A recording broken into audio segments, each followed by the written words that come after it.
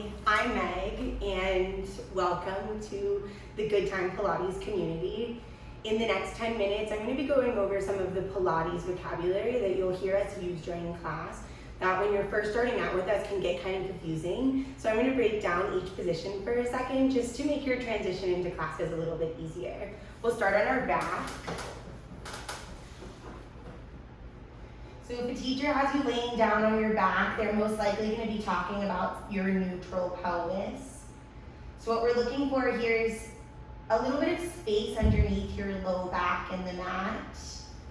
I like to imagine a blueberry underneath there and thinking about creating a little bit of a dome so that the blueberry has a place to live. And then teachers will take you into what is most commonly known as your pelvic rock, or isolating your low abdominal muscles just to move your pelvis. So the analogy that's often used is as you breathe out, you try to tuck your pelvis coming toward your face, squishing your low back into the mat. And then when you release your pelvis back away from your face, so creating that space, you're coming back to what we call, again, your neutral spine.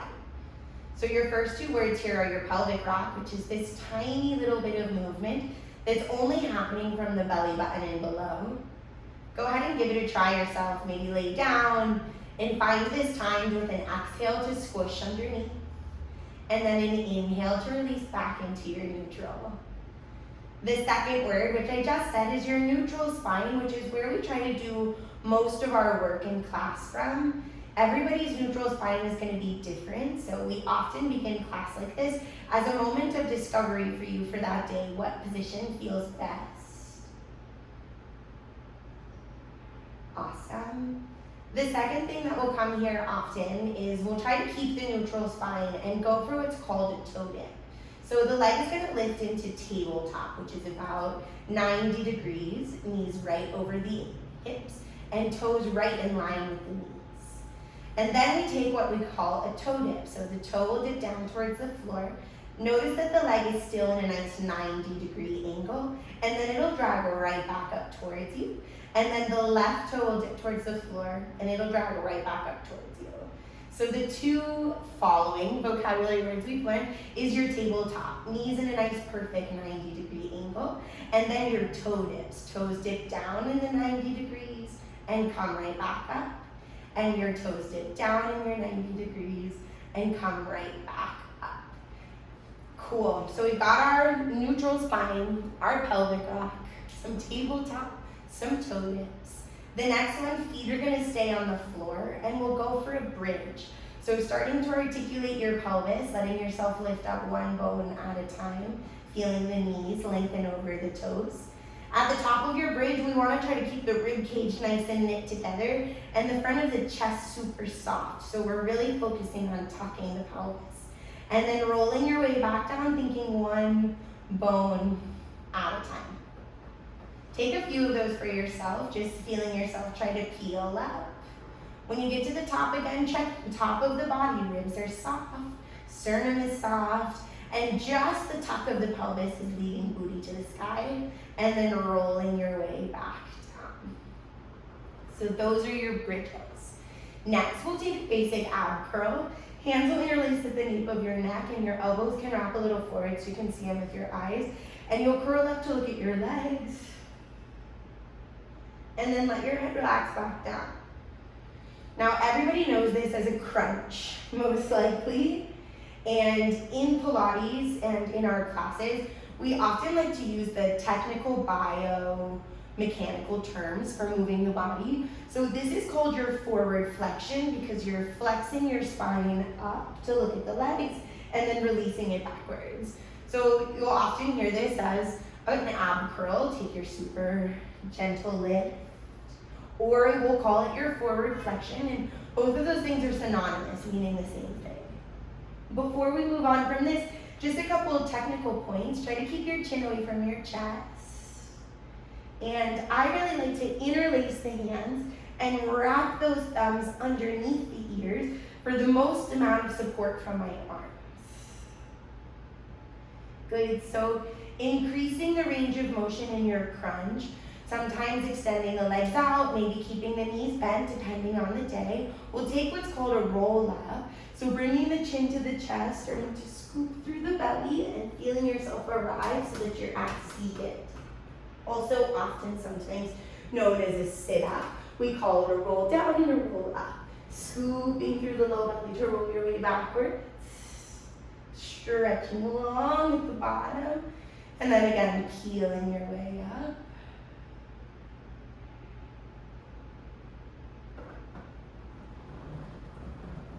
Awesome.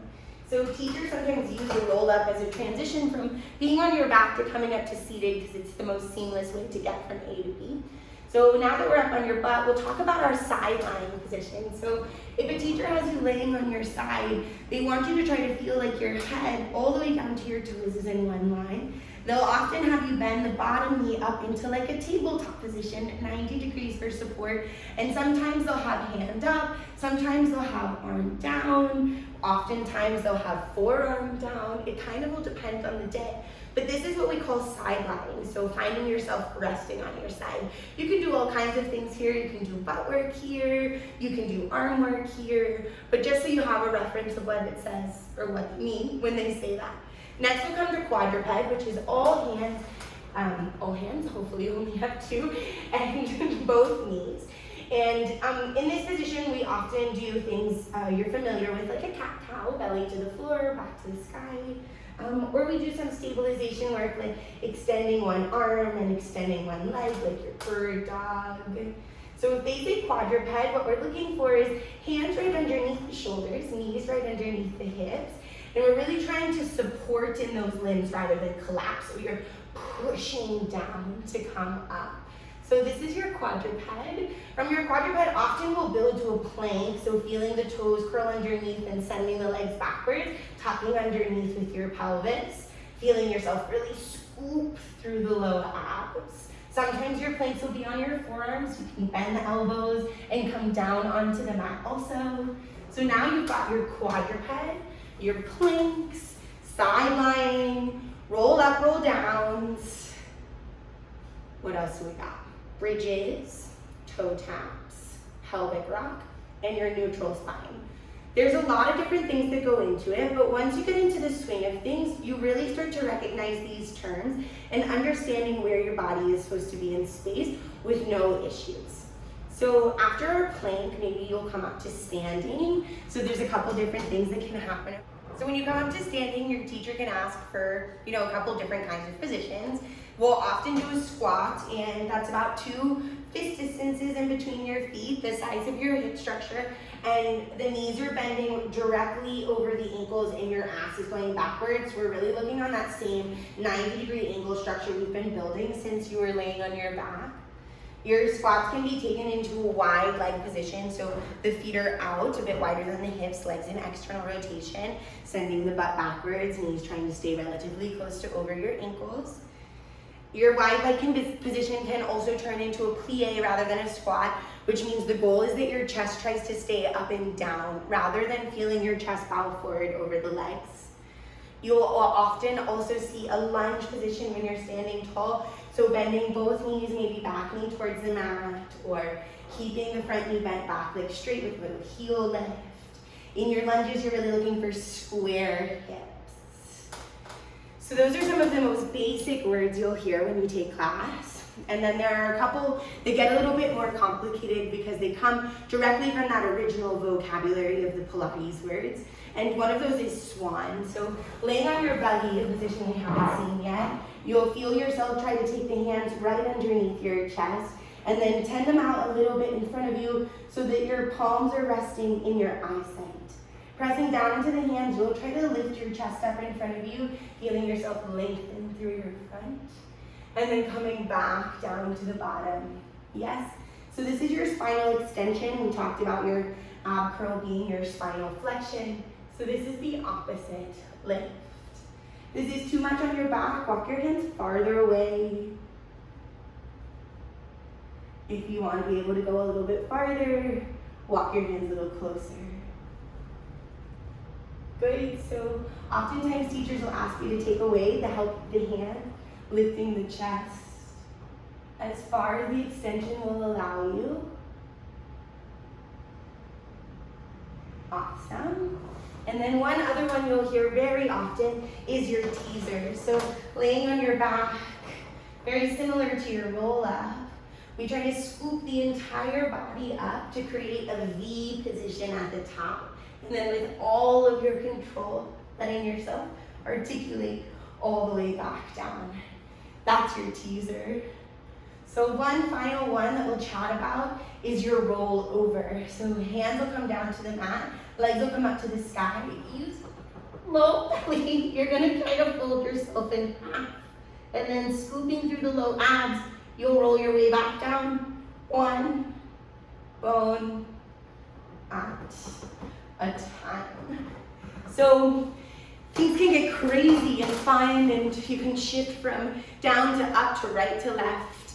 And the terminology can get pretty complicated. So come back to this video anytime you need to check in. Ask yourself, am I in the right position? Is that what she's meaning when she says that? Of course, always look at the video on your camera, but this is a great place to check back in with. Let us know if you need any other help. And we're so happy to have you here at the Good Time community. Again, I'm Meg, and catch you soon.